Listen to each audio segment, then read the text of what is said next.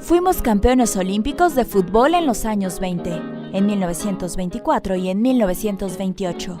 Y en 1950 le ganamos a Brasil la final de la Copa del Mundo en el Maracaná. Gracias al fútbol nos conocieron en el mundo.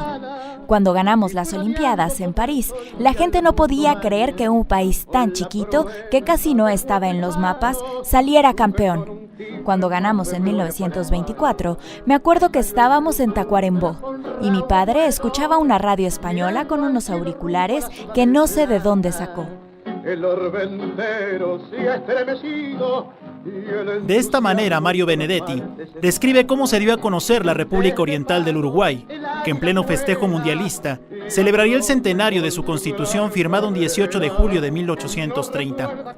Alejado de los intereses mediáticos y comerciales, con un espíritu lúdico y nacionalista, se gestaba la gran industria del balompié mundial. La radio comenzaba su boom como medio electrónico y su principal función era el entretenimiento, con las notas musicales de los intérpretes de la época. Carlos Gardel inundaba los hogares sudamericanos con su aterciopelada voz. Entrelazando los corazones, y en tal clamor surge un tango argentino que dice a España, madre patria de mi amor.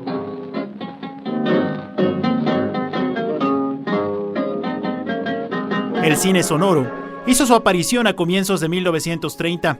Luis Buñuel, tras el éxito inesperado de Un perro andaluz, decidió emprender un segundo proyecto, al que llamaría La Edad de Oro, película surrealista que nos mostraba el pensamiento intelectual de la época y la decadencia de sus sociedades.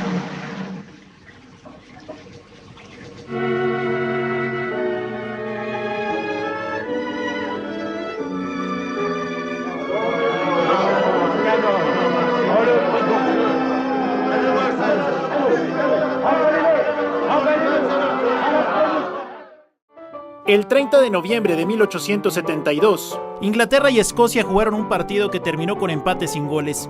El duelo se disputó en Hamilton Crescent, un campo de críquet ubicado en la ciudad de Patrick, en Escocia, y es considerado el primer duelo entre dos selecciones. Sería hasta 1884, cuando se desarrolló el British Home Championship, considerado el primer torneo jugado entre selecciones, teniendo como primer campeón a Escocia. Debido al rápido crecimiento de esta disciplina, la FIFA nace en 1904 y de inmediato se frotó las manos para poder organizar un torneo que reuniera las máximas figuras de las naciones que practicaban el fútbol. Sin embargo, al no contar con la infraestructura necesaria para llevar a cabo el evento, solicitó ayuda al Comité Olímpico Internacional y en 1906 el fútbol fue incluido de manera oficial en el programa de los Juegos. Las asociaciones de Inglaterra en 1908 y Suecia en 1912 fueron las encargadas de organizar los torneos de las ediciones olímpicas realizadas en Londres y Estocolmo respectivamente. Tras la Primera Guerra Mundial y la suspensión de las competencias deportivas, fue hasta 1920 que la FIFA se hizo cargo de la organización del fútbol en las justas olímpicas y el ganador del torneo era considerado el campeón del mundo. Así pues, en la edición de 1920, en Amberes, Bélgica, la selección local se alzó con el título considerado para aficionados al derrotar a España en la final. Los Juegos de París en 1924 vieron el surgimiento de la primera potencia del balompié mundial. El 9 de junio, en el Parque de Colomos, Uruguay derrotó a Suiza por 3-0 y se colgaba el oro tras ganar 5 partidos, conseguir 20 goles y solo permitir 2 anotaciones. Para la edición de 1928, en Ámsterdam, Uruguay repitió el éxito y con una selección experimentada derrotó a Argentina para hacerse del bicampeonato. En el plantel uruguayo figuraban 8 titulares del conjunto de 1924, entre ellos Andrade, José Nasazzi y Héctor Scarone, quien marcaría el gol definitivo para derrotar a Argentina en un segundo partido disputado el 13 de junio en el Estadio Olímpico. Curiosamente fue en la misma ciudad de Ámsterdam, tras el congreso realizado el 26 de mayo de 1928, cuando la FIFA decidió organizar un torneo completamente independiente a los Juegos Olímpicos. Y es como nace la idea de jugar una Copa Mundial de Fútbol. La primera decisión complicada sería a quién se le otorgaría la sede del primer campeonato. Para 1930, Uruguay celebraría el centenario de la jura de su constitución, por lo que presentó su candidatura con los planes de construir un estadio con capacidad para 90,000 espectadores, y con el bicampeonato olímpico como estandarte de lucha, pudo superar a las naciones europeas que deseaban organizar el torneo como Italia, Hungría, España, Países Bajos y Suecia. Jules Rimet, entonces presidente de la FIFA, estaba de acuerdo en organizar el torneo en Sudamérica, entre otras razones, por la falta de infraestructura en el continente europeo, que aún vivía los estragos de la Primera Guerra Mundial, y tras el retiro de las candidaturas de los países del viejo continente, que habían declinado a favor de Italia, de manera unánime, se otorgó la sede a Uruguay, en el Congreso realizado en Barcelona en 1929. El escultor Abel Leflé fue el encargado de diseñar el torneo conocido como la Diosa de la Victoria, y se repartirían 16 invitaciones para las selecciones participantes, siendo hasta ahora el único torneo mundialista sin una eliminatoria previa.